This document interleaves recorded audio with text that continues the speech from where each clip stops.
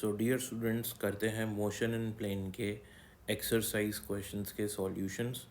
और इस वीडियो में आपको क्वेश्चन नंबर 1 से लेकर क्वेश्चन नंबर 10 तक सारे क्वेश्चन सॉल्व कर दूंगा, क्योंकि छोटे से क्वेश्चन हैं, ज़्यादा बड़े हैं नहीं। तो शुरू करते हैं क्वेश्चन नंबर 1 से। क्वेश्चन नंबर 1 कह रहा है कि vector quantity among the following. तो आपके पास 4 ऑप्शन है। पहला ऑप्शन है मास। तो मास वेक्टर क्वांटिटी नहीं है, मास स्केलर है, क्योंकि मास के पास कोई डायरेक्शन नहीं होता है। टाइम भी एक स्केलर क्वांटिटी है। डिस्टेंस भी एक स्केलर क्वांटिटी है। डिस्टेंस कभी नेगेटिव नहीं होता, डायरेक्शन नहीं होता टाइम डिस्टेंस के पास।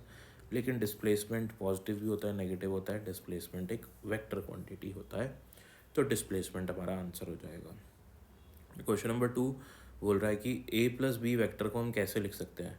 तो ए वैक्टर प्लस बी वैक्टर है अपने पास, है ना, तो इसको अपन लिख सकते हैं बी वैक्टर प्लस ए वैक्टर, ऐसे भी लिख सकते हैं अपन। ठीक है। इसके एग्जाम्पल के लिए मैंने क्या करा कि मैंने ए वेक्टर मान लिया कि लेट ए वेक्टर है 2i cap plus 3j cap और बी वेक्टर है 3i cap plus 4j cap. आप ए प्लस बी करो तो क्या आंसर आएगा, 2 + 3 5i कैप और 3 + 4 7j कैप। ठीक है, ये मैंने करा ए प्लस बी। तो आप बी प्लस ए करेंगे तब भी सेम आंसर ही आने वाला। तो ए वेक्टर प्लस बी वेक्टर करें या बी वेक्टर प्लस ए वेक्टर करें, आंसर सेम ही आएगा। क्वेश्चन नंबर 3 पे आते हैं। क्वेश्चन नंबर 3 कह रहे हैं कि यूनिट वेक्टर को कैसे रिप्रेजेंट करते हैं। यूनिट वेक्टर की रिप्रेजेंटेशन होती है वेक्टर अपॉन उस वेक्टर का मॉड्यूलस। ये आपको याद रखना है, फॉर्मूला है। क्वेश्चन नंबर 4 पे आते हैं। क्वेश्चन कह रहे हैं कि अगर आप एक वेक्टर को उसी के अपोजिट वेक्टर से ऐड करो तो क्या बनेगा। तो एक आपके पास ए वेक्टर है, ये ए वेक्टर है, ठीक है। इसका अपोजिट क्या होगा, माइनस ए वेक्टर।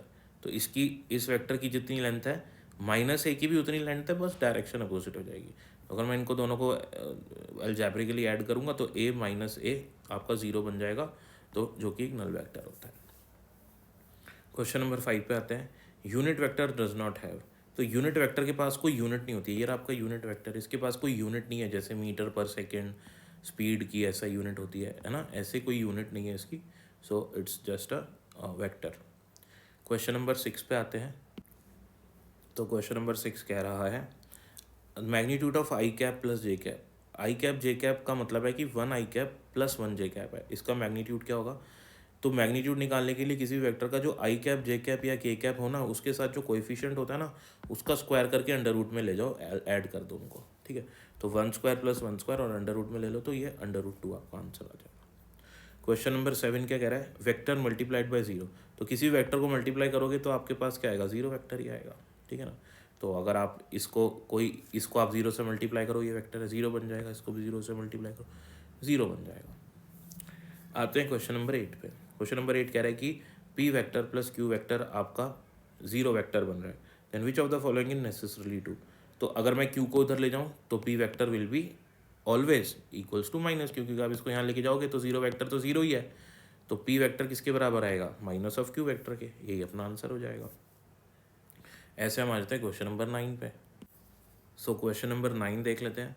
9 कह रहा है कि P vector plus Q vector equals to P vector minus Q vector, then P vector is 0। इसको सॉल्व करें। तो इसको सॉल्व करने भी क्या है, क्वेश्चन का जो फर्स्ट ऑप्शन है ना, वो दे रखा है कि पी वेक्टर 0 होगा आपके पास। देखो, अगर मैं पी वेक्टर को 0 लिख लूँ तो क्या आएगा, क्यू बराबर माइनस क्यू। बिल्कुल गलत, क्योंकि क्यू वेक्टर और माइनस क्यू वेक्टर दोनों इक्वल नहीं है, दोनों अपोजिट हैं। क्यू वेक्टर की अगर राइट डायरेक्शन है तो माइनस क्यू की लेफ्ट डायरेक्शन होगी। तो इफ़ पी इज़ 0 तो Q is equals to minus Q, which is wrong, not correct. Second option अगर ले मैं, अगर क्यू वेक्टर 0 हो जाए तो ये भी 0 हो जाए और ये भी 0 हो जाए, तो पी वेक्टर बराबर पी वेक्टर। अब ठीक आ गया अपना, ठीक है ना। तो ये अपना जो ऑप्शन है 2 वाला सही हो जाएगा कि क्यू वेक्टर 0 है, तो सेकंड ऑप्शन राइट हो जाएगा। क्वेश्चन नंबर 10 पे आते हैं। क्वेश्चन नंबर 10 कह रहा है the maximum number of rectangular components in which a vector can be resolve. तो एक वेक्टर को आप कितने कंपोनेंट्स में तोड़ सकते हो, ठीक है। रिजॉल्व इन अ प्लेन, एक प्लेन में। तो ये एक वेक्टर है, एक प्लेन में प्रेजेंट है ना। अगर मैं इसको वापस से रीड्रॉ करके दिखाऊँ ना आपको डायग्राम को, तो और अच्छे से आपको समझ में आएगा। तो मैं आपके लिए ना डायग्राम को वापस से ड्रॉ करता हूँ। तो मैं एक अच्छा सा प्लेन बना लेता हूँ पहले जल्दी से।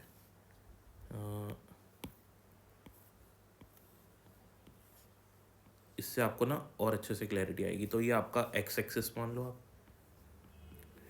और ये आपकी मान लो जेड एक्सिस, या इधर से आप मान लो एक्स एक्सिस, तो और अच्छा रहेगा।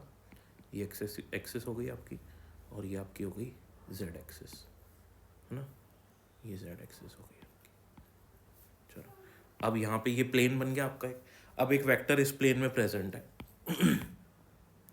तो मैं यहाँ पे एक वेक्टर ड्रॉ कर देता हूँ। लो मैं कोई भी एक वेक्टर ड्रॉ करता हूँ, ये लेट मैंने ये वेक्टर ड्रॉ करा ओरिजिन से, ये ओरिजिन लेते हैं, ठीक है, ये ए वेक्टर है, यहाँ से कुछ एंगल पे है, ठीक है। अब इसके दो कंपोनेंट होंगे, एक इधर आएगा ए कॉस थीटा आई कैप, और एक इधर आएगा ए साइन थीटा, है ना, के कैप, ठीक है।